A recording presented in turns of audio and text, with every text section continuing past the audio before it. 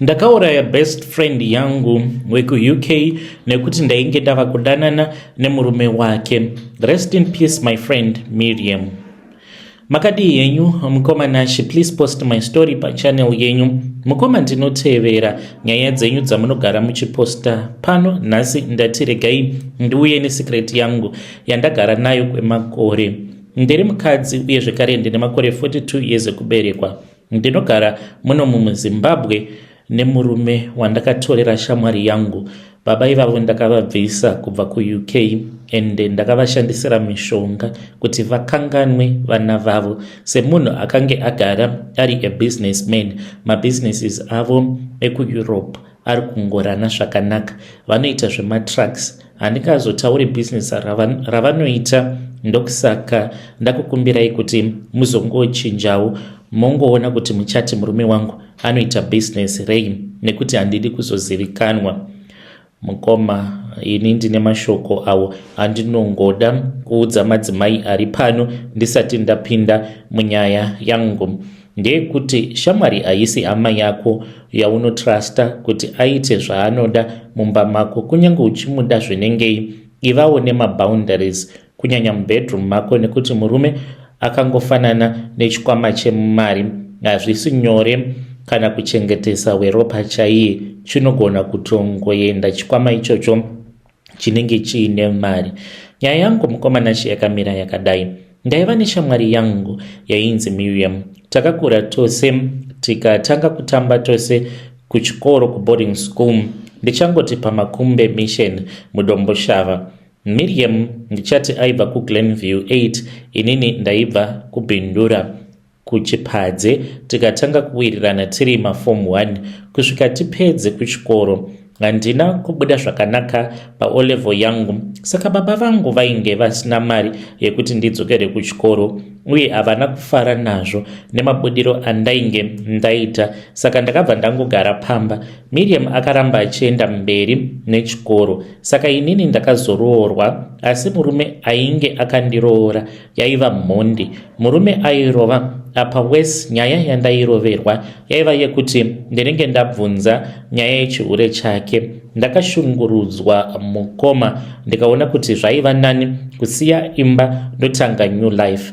Ndakabva pamba ndichiita zvekutiza murume ndikapinda muHarare kuWaterfalls kwadainge ndawana basa. Ndakatanga kushanda pamba peumwe murungu, basa rechimadhumbe. Saka rimwe zuva ndainge ndichitofamba mustreet muna Malvern Road muya muWaterfalls ndichitobva pachurch paAF Empire. Yaiva Sunday. Ndikaona motikari yainge yakanaka ichimira pamberi pangu. Makabva maburuka mumwe mukadzi ainge akachena. Mukadzi uyu aiva Miriam. Ndakafara. Kondaigozivei kuti Miriam ainge akazobudirirawo mushure mekunge aroorwa nemurume wake weku-UK.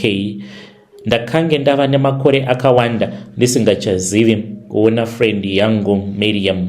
Akandisiyira address yepamba pavo apo pavainge vari busy kurenoveta mushure mekunge vatenga imba iyoyo muno muZimbabwe nemafone numbers.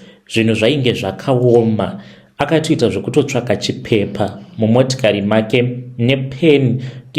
Takaenda tikanokumbira peni patuckshop tichiseka, ndokubva andinyorera mafone numbers ake. Handina kuda kumbonyanya kutarisana nahabi wake uyo ainge akagara mumotikari ari busy pafoni vachironga nezvemabusinesses avo eku-UK. Ushamwari hwedu hwakadzokedzana, tikatanga kufambidzana. Ndakaenda kumba kwaMiriam ainge aine good life iye nevana vake. Vaidya vachiguta, saka ndakatanga kuchiva kalife kairaramwa naMiriam, asi handina kuda kumubudira pachena kuti ndiri kurwadziwa. Ndainge ndava kungomusekerera nhema, saka pose pandainge ndichienda kumba kwaMiriam ndaiita make sure ndaiendesera vanawo vake something, nekuti ndaida kuzama kuti vange vachindida sezvo ndainge ndiine plani dzangu. Kunyange vakange vari vanhu vainge vaine mari dzavo, but she would appreciate. Apa ainge achindiudza kuti masuwiro ainge akaita kudyawo zvakaita semasau, sezvo ainge agara kwenguva yakareba ariko kuchando ndaiti ndikaenda kumbari ndonosacrifice ndotenga zvandaigona kutenga ndichishandisa mari yangu. Ndaenda kwaari aindipa mari yakawanda. Mukomanashe upenyu hwaairarama Miriam nemurume wake waindirwadza. Akasvika pakusara kunoko kuZimbabwe akati, iwe murume nevana chimboenda toda kumbosara ndichionana nefriend yangu. Vaidanana vaviri ivavo chaizvo, vaiti vakatanga kutaura pafoni. Miriam aita kugegedzera. Takagara mumotikari kana kwe30 minutes apa murume anenge angomusiya mumba. Takatopaka tiri panze pegedhi ototanga kutotaura nemurume wake pafoni. Ndairwadziwa. Ndakazoti pandakapiwa off ndikaenda kumusha kwedu kubhindura. Asi ndichisvika kumusha ndakananga kumba kwevamwe mbuya vaigara muraini medu. Mbuya ava vaizivikanwa nenyaya yemushonga. Vanhu vazhinji muraini vaitya mbuya ava nekuti vainzi vanoroya. Saka ndakaenda kumba kwaambuya ivavo ndikasvika vachitokuya dovi ravo. Ndakasvika ndikagara pabench ivo vachitokuya dovi ravo. Ndakavaudza nyaya yangu yandainge ndafambira, asi handina kuvaudza in detail. Ndakanyepa kuti pane munhu ari kundinetsa ari kuda kunditorera mukomana wangu. Mbuya ava vakabva vanditi kana uine mukana wekuwana tsoka yake chero chipfeko chake unouya nacho. Saka ndakabva ndavimbisa mbuya kuti ndaizodzoka kana ndawana zvavainge vandiudza kuti ndinge ndichizoenda kunotsvaka. Saka ndaiziva kuti chipfeko chaMiriam kwaiva nyore nekuti hapana pandainge ndisingapindi mumba make ndichifambisa nyaya yangu kumberi. Ndakazoba chipfeko chemukati chaMiriam ndikadzokera nacho kwaambuya. Zvechokwadi mbuya vakasota Miriam akatanga kurwara, akatanga achibleeda. Akange atombotorwa nemurume wake akadzoserwako kuUK.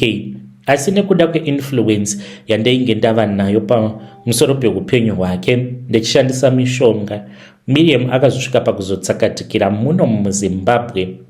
Akange achinzi ainge aita kidney failure. Shamwari yangu yakafa sezvo ndini ndainge ndajairirana stereki nemurume wacho kusanganisira nekuisa vana vake. Pakafa amai vavo vakaramba kudzokera kuUK vachichema. Vakati tava kuda kugara zvedu naamai nini kuno kuZimbabwe kuUK kunobohwa. Vana ndakavaisa muhari. Murume ndiye akambondinetsa nekuti ndaiti ndikamuisa muhari obva abuda. Vana ndainge ndisingavadi. Kuti murume andide ndakaita kushandisira mushonga kuti andide. Takatanga kugara ndainge ndava kuitira vana vaMiriam mutsinye.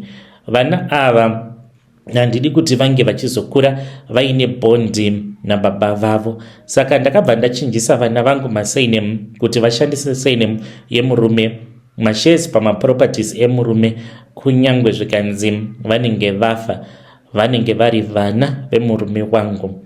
Saka vana vefriend yangu vakabva vachizongoita give up, vakazoenda vakanokurirako kuUK nekuda kwekuzoshungurudza kwandainge ndichivaita. Vanondida vana ivavo because ndakavaisa muhari, but vanongoti mainini vanorova. Saka mushure mekunge ndamboda kuuraya murume ndopandakatanga kuona hondo dzandainge ndakatarisana nadzo. Ndakabva ndatanga kurota Miriam ndaimurota achiuya kwandiri achichema achinditi wakandiuraya kuti utambudze vana vangu. Saka zuva nezuva ndainge ndava kurwa nemufi. Situation yakaguma yava beyond control.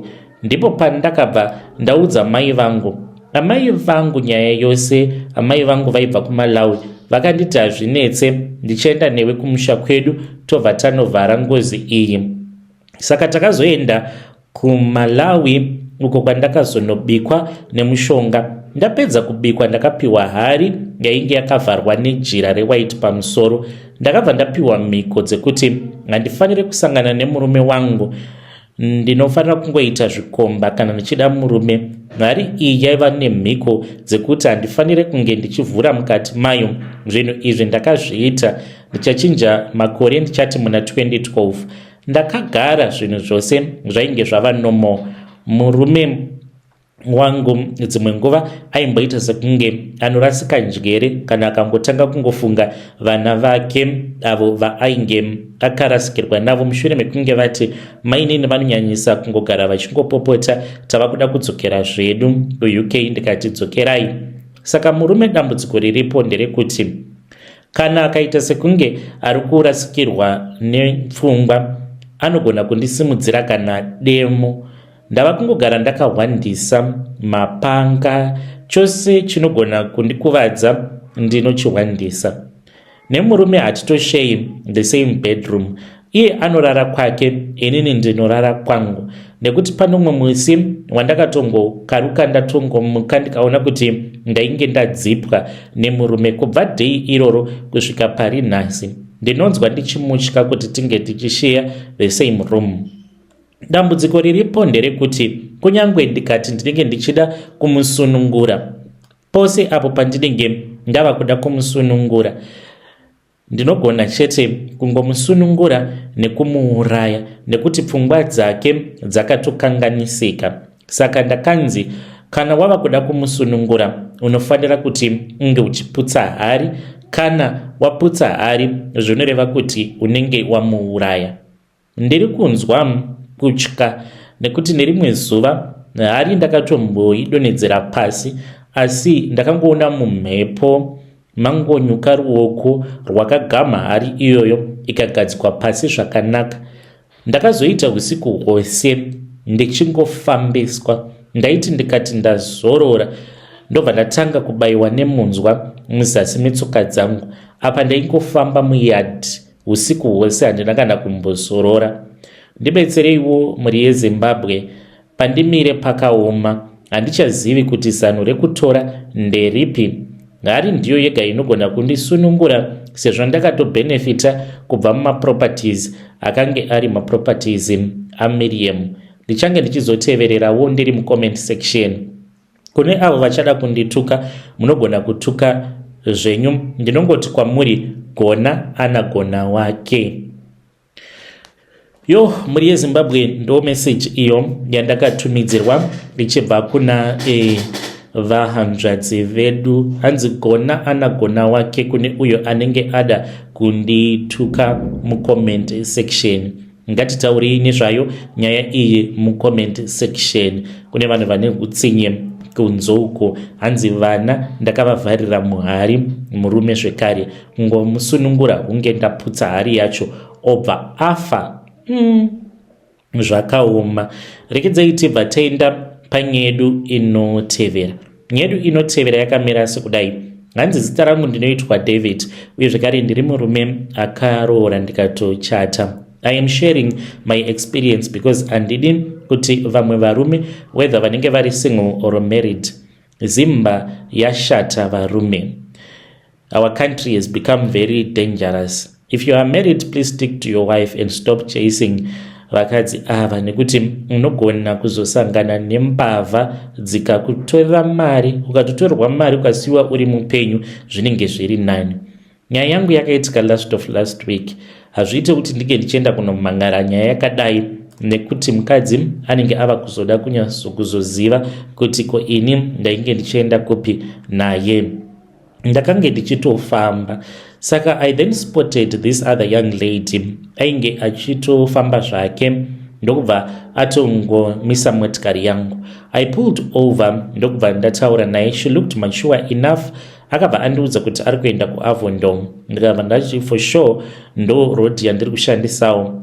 Tiri munzira, we then agreed for a price of $20 kuti timbotsauka tinge tichizombonobatsirana.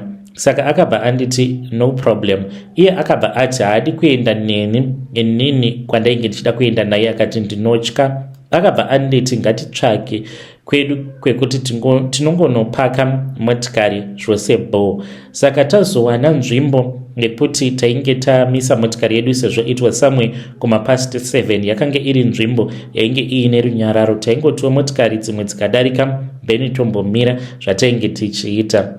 Ndichangopedza ndo pandakanzwa a knock on the door.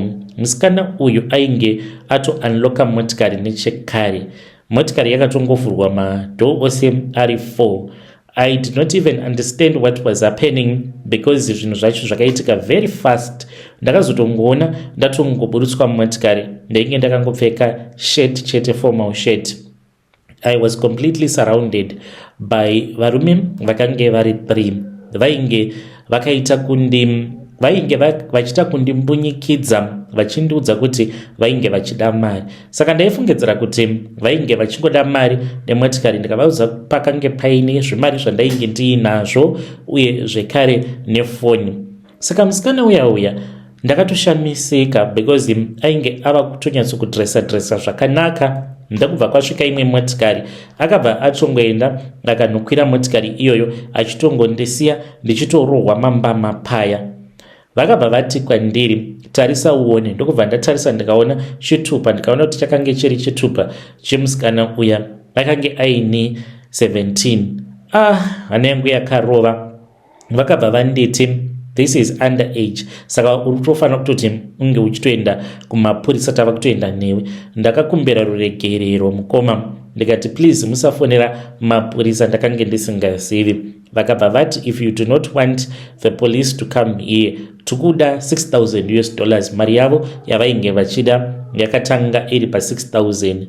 Ndakati 6,000 handina. 6,000 imari yakawanda handina. Mari yandiinayo ndingori ne150. Vakatora 150 iyoyo vakaita kuti ndige ndichikwereta vanhu mari vaineni. Ndakazosvika pamba kuma 3 am. Ndakanyepedzera kusvika pamba ndakadhakwa. Ndakafamba mumafriends angu ndichikwereta mari yandakakwanisa kuraiza on that night. Yakange iri $1,000 plus 150 yavakanditorera. Ndo zvandakasangana nazvo muno muHarare. Varumwe chikwadi chiripoka ngatisiye madhiri awa because unogona kuzosangana nevanhu vanokwanisa kuzokuuraya kana kukutorera mari zvekuti kana mudzimai kumba haazombofi akazvinzwisisa. Izvezvi vanhu vandakakwereta mari ndiri kutoita zvekutokumbira kwavari kuti ndinge ndichipota ndichibhadhara pashoma nepashoma. Nyaya dzacho dzisazombofa dzakasvika kumudzimai nekuti handizivi kuti ndingazomutsanangurira ndichiti kudii. Mukoma ndiyo secret yangu yandiinayo. Mukaposta nyaya yangu muzondizivisa. Muri yeZimbabwe ndo message iyo yandakatumidzirwa ichibva kuna mukoma vedu. Zvakangooma azvo vedu hanzi handikwanisi kubuda pajikerere nayo nyaya iyi nekuti zvinogona kuzondipinzisa busy kumba nemudzimai. 1,000 something rakatoenda sekutotamba sekutoseka nekuda kwe$20. Rekedzai tibva taenda panyedu inotevera. Nyedu inotevera yakamira sekudai so. Hanzi ndiri mbavha ndinoita zvekuba. Wose ane zvaari kuda ngaafanirso kuisa order musi wa30 ava kuswedera. Ngoma nashi muri sei? Zita rangu inini ndinoitwa Bongs. Vanondiziva vanonditi Bongs muNdebele. Basa rangu randanga ndagara ndichiita ndezvekuti tinogona kuhijeka kana matraki, but hati hijeki matraks anana musiyanwa. Tinorova matraks akaita seCheckers, Shoprite. Tinenge titori nemaIndians edu nemasomalian vanenge vakatomirira kuzototenga maproducts atinenge tahijeka. Saka zvaizvezvi nditori nevanhu vari kutoisa maorders avo ende takatomirira zuva iroro. Takarimirira nemaziso matsvuku. Apa inini kunyangwe ndikafamba navo vanhu veMarch and March payainge iri kuno kwedu ndakatofamba navo vakomana vacho vasingatozvizivi kuti ndiri mushona zvangu. Kana chiri sechiZulu ndinochigona ndiri perfect pachiZulu. Hakuna kana munhu anombofa akazvifungidzira kuti ndiri wekuZimbabwe. Kutaura kudai so nditori nebhuku revanhu avo vakanyora zvavanoda mulocation mandinogara. Vanhu ivavo vamwe vari kuda maTV, maSamsung, vamwe vari kuda mafiriji, vamwe vari kuda magas stove. Kune umwe akati ari kuda mota muMozambican akatotiudza kuti ari kuda Ford Raptor yatitofanira kutoti tinge tichitoba ipapapa yobva yatoendeswa kuMozambique. Saka kana muchida zvamunenge muchida, panapa ndine special offer ende inini you pay on delivery. Kana wati unoda giza, kana razosvika pamba pako ndopaunondibhadhara. Ini ndinoita metsi dzangu kuti zvinhu zvinge zvichisvika pamba pako. Goza 30 June. Aya, zvakangoma hazvo vedu we mukurarama. Unongosangana nezvakasiyana siyana. Hanzi zita rangu ndinoitwa Bones mundevele. Hanzi even though ndiri mushona zvangu, but mukandinzwa ndichitaura chiZulu kana kuti chindevele, hanzi aumbofa wakafungidzira kuti munhu uyu mushona. Zvakangoma, ndo nyaya yavo mukoma Bones vari kuti vatori necounter book. Naimi kana munhu oisa order yekuti musi wa30 ndiri kuda Raptor. Aya, zvakaoma. Ngatitaurei nezvayo nyaya iyi mucomment section. Rekedzai tibva taenda panyedu inotevera. Hanzi please hide my identity complete to the till. Zita rangu ndinoitwawo Anisha. Ndine dambudzikowo randiunza pano. Handisi munhu anofarira zve-social media, but I have a case that is destroying me. Ndikutotadza kutoroorwa nekuda kwekesi iyoyo. Kana paine anozvigona ngaakubatei. Zvakaitika ndezvekudai so. I was traditionally married to my late husband. Inini ndiri mcolored. My husband, he was a black guy. Ari muZimbabwean zvekare. Saka akange ari munhu ainge ari extremely insecure, ainge ari very possessive. Nekuda kwekuti we both came from different cultures and different backgrounds.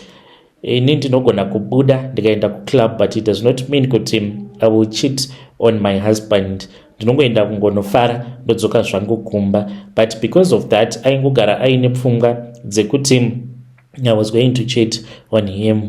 He went to a traditional doctor. Ndokubva andibatisa banga. Handina kunge ndakaziva kuti ainge atondeisa a lock so that ndisazokwanisa kuzodiwa neumwe murume. He did this without me even consenting to him. I only found about this after he had passed away. Sezvo ndichiriwo mudzimai wechidiki, after my mourning period ndakaedzawo kuita move on neupenyu hwangu and to find love again, but pane zvandakazosangana nazvo. Every single time pandaisangana nemurume mutsva, murume uyu within 24 hours anenge ava kutorwara achitozvimba dumbu. Patori ne1 akasvika pakufa, akaita sekunge ari kuora dumbu. Dumbu rake rakazvimba non-stop 24 hours. Ndakatanga ndichaona mapictures, but ndakazongogumisidzira ndabloka number dzehanzvadzi yake uyo wandaitaura naye, because aizviziva kuti we had been dating. Ava kundiudza kuti ndozviri kuitika kunoko. Saka dumbu rake rakazvimba zvekuti waitoona nekutoverenga tsinga dzepadumbu. Ndakatya kuramba ndichingoona mapictures ake, ndokubva ndatongosiyana nazvo. Right now I am dating another guy. I don't want to lose this guy because I love him honestly with all of my heart. Handizivi kuti chirongwa chenyu chingandibatsirawo sei. I don't want munhu anozondiitira juju dzefake. Ndirikungoda munhu anogona kuindiita cleansing so that ndinge ndichikwanisa kuzowanawo umwe murume anokwanisa kuzondiroora. Yava kuita sekunge imhosva kuti I was once married to this guy. Ndibetsereiwo mukoma. Yo, muri yeZimbabwe ndo message iyo yandakatumidzirwa ichibva kuna vanzvadzi vedu Anisha. Ngatitaurei naye mucomment section veduwe. Zvakangoma hazvo veduwe. Hanzi ndakaiswa rukawo. Munhu anakana kumbogara akandiudza kuti shamwari ndo nyaya yavapo, ndafunga kuti ndinge ndichikuisa rukawo. Ngatitaurei nezvayo nyaya iyi mucomment section. Rekedzai tibva taenda panyedu inotevera. Nyedu inotevera yakamira sekudai so. Hanzi makadi zvenyu mukoma, please post my story makaviko chitupa changu. Kutanga kwandakaita kutengesa vhudzi revanhu vandinogera. Ndinotofamba nemotikari yakanaka. Ndinotofamba neMercedes Benz. But zvandinoita kana ndopinda mutauni, Benz yangu kune kugaraji kwandinoenda ndonoisiya, ndobva ndatora zvangu kamwe kamotikari kangu kemhanga ndotosvika pandinoshandira. Ndisati ndaita mari yakawanda yandiinayo iyo yandinopfachura. On a day kana ndikanzi ndaenda kunonwa doro ndinogona kuspenda zvokuma 4-5 even $7,000 ndinenge ndichingopa vakadzi mari nekuti ndo mhiko dzacho dzekuti mari iyi handifaniri kuti ndinge ndichizoirongera. Zvino amai vangu vari kurwara, mwoyo wangu wava kurwadza manje, because amai vangu ivo vari kufanira kuti vange vachizoenda kuIndia kwavari kufanira kuti vange vachienda kunorapiwa. Zvino mari yangu ndakaudzwa kuti no matter what, mari yako haifaniri kumbofa yakadyiwa naamai vako. Dzimwe hama hadzina hadzo basa, asi kana vari saamai vako usambofa wakaita mistake yokuvadyisa mari. Kuti ndinge ndichizopinda mune zvose izvi zvandapindana nazvo, ndakafamba mukoma. Ndakamboenda ndikambonogara kunyanga, ndichifamba village to village. Ndakazobatsirwa nevamwe sekuru vakati, iwe mfana iwe, unoziva kuti padhuze nepawakarara ipapo pane imwe nyoka inotyisa. Saka ndainge ndaneta ndichifamba ndichipinda mumavillage nditsvaka n'anga dzinobatsira. Saka ndakati ndichangopinda muvillage imomo ndainge ndaneta, makumbo angu atozvimba. Saka usiku ndaingoti kana ndava kuda kurara ndotongotsvakawo pandaikwanisawo kungozendamitsa musoro, kana kuri kunzi ndinenge ndashaya pamashopu pekurara ndobva ndatorara. Ndakarara padhuze nezichuru iroro, ndo pandakazonzwa ndichiudzwa nasekuru vekuzondiyamura vachiti, muzukuru pauri ipapo panogara pachionekwa rimwe zinyoka rinotyisa. Ndakavaudza matambudziko angu ekuti ndakange ndiri munhu ainge aine mhepo yakaipa, kubata mari ndaibata asi chandaiita nemari yacho pakange pasina. Vakabva vanditi vaiziva munhu aigona kundibatsira. Ndakarombera kunyanga. Ndakanosiya hembe dzangu dzose dzandainge ndiinadzo, bhutsu, masocks, everything, ndikazvigera musoro wangu nebhodhoro, ndikabva ndachizosiya nebvudzi zvekare mubako imomo, ndikazodzoka muHarare. Ndadzoka muHarare ndakazoona foni yava kupinda ichibva kuna sekuru vaya vekunyanga. Vakabva vanditi, muzukuru, ndoda kuti tinge tichitaura. Vakanditi ndainge ndichazoita mari, ndaifanira kuti ndinge ndichizotenga motikari, vaida kuti ndinge ndichizofamba machena. Zvechokwadi ndakaita mari, ndakatadza kunzwisisa kuti mari iyoyo ndakaiwana sei. Ndokubva ndachizoenda ndikadhiraivha ndikaenda kunyanga. Ndichinosvikako vakabva vachizondiudza kuti vane mabhaya avo awo akarombera pavhudzi revanhu. Saka musaluni mangu vhudzi iro randinenge ndagera vanhu, vhudzi iroro handitomborirase. Vhudzi racho zvandinoriita ndinobva ndachizoriisa kana muchiplastic bag, ndobva ndatongosunga chiplastic bag. Kana tochaisa zviya nevamwe vangu ndinobva ndatongochihwandisa chiplastic bag ichocho, ndobva ndatongochikanda mumotikari. Ndichinosvika kugaraji ndinenge ndatochiisa mubag ndochengeta vhudzi. Ndinoenda nevhudzi iroro kunyanga, iro randinonopa sekuru. Sekuru vacho vanoti kana ndasvika vhudzi iroro mheno zvavanoriita vachirizodza mishonga yavo vobva vachizondorisiya kumakuva. From there on handizozivi hangu, sezvo zvimwe zvacho zvichizoitwa ndisipo. Asi pandakatanga kunzi ndaendesa vhudzi kunyanga, ndakasangana nechipoko. Ndadzoka muHarare ndakatosangana nechipoko chakati kwandiri, iwe siyana nazvo zvauri kuita. Musi wacho I will never forget. Ndakapotsa ndaita accident ndichibuda mutauni, vezvekare ndava kuda kunosvika kumba kwandinogara. Saka ndasvika pamba ndaburuka motikari kuti ndinge ndichivhura gate, ndopandakabva ndatongoona chipoko chakangonyuka from nowhere. Chipoko chiya chakabva chati kwandiri, siyana nazvo zvauri kuita. Asi mukoma, mari yandiri kuwana imari yakawanda, handingambofi ndakaregedza kuramba ndichiita basa randiri kuita iri. Muri yeZimbabwe ndo message iyo yandakatumidzirwa ichibva kuna mukoma vedu. Tinozongoona vanhu vozvifambira nemabhenzi avo musingazvizivi kuti vanhu vanenge vachitotengesa vhudzi revanhu. Hanzi ndinoita zvekugera vanhu musoro, misoro yavo, asi ndinotengesa vhudzi revanhu vandinenge ndagera kunyanga, kun'anga yavo yekunyanga. vadiwa vateereri, ngatitaurei navo mukoma ava vange vachitendeuka vachibuda muzvivi zvavari kuraramira vari mazviri. Vadiwa vateereri, ndo mamesages avo atanga takakubatirai. Ngatisanganei zvekare mune zvimwe zvirongwa zvinotevera.